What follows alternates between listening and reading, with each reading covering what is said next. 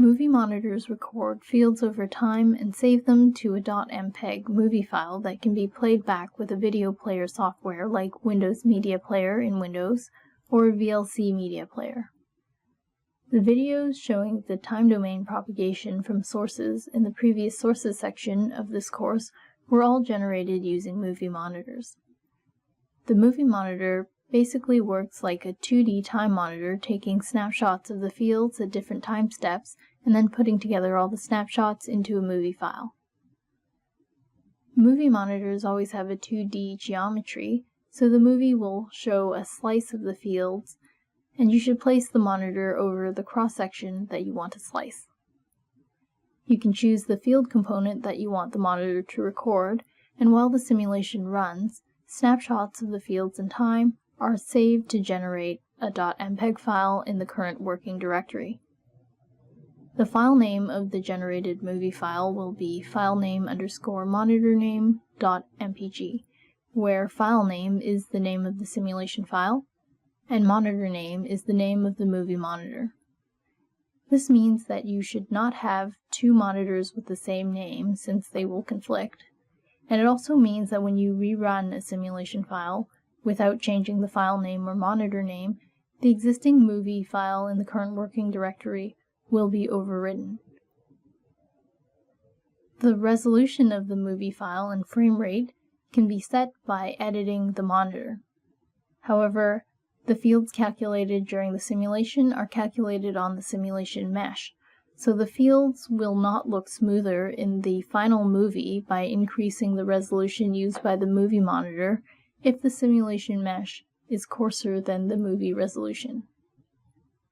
You can also choose to generate the movie with or without outlines that indicate the positions of structure interfaces. Using the structure outlines helps give some context to the positions of the fields in the movie relative to the structures. It's also possible to scale the amplitude of the fields in the movie monitor by editing the scale setting. But using the scale that is too small will result in saturation of the movie, or a scale that is too large will result in very faint radiation patterns that can't be made out easily. A scale value of between 0.1 and 1 usually works well. However, the movie monitor does output its maximum intensity after running the simulation in a variable called monitorname_maxi. So if you find that the fields are saturated or too faint in your movie, setting the scale factor to monitorname_maxi and rerunning the simulation will make sure that the fields in the movie will not be saturated. There is no color bar to show the corresponding field intensities in the movie, so the movie is meant to be used to get a general idea of how the fields are propagating over time, rather than for getting quantitative results or field values. A movie of the time domain fields can give some intuition about how the device is working, so it can be useful for troubleshooting or to illustrate how the device behaves. It can also be used to debug a diverging simulation. A diverging simulation is one which contains some numerical instability which causes the field amplitudes to diverge towards infinity.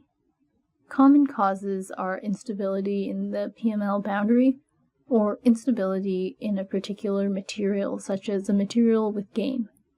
By using a movie monitor, you can see where the fields start to diverge. You might see fields start to saturate near the PML boundary, which indicates a PML instability, or from within a particular structure, which would indicate a material instability.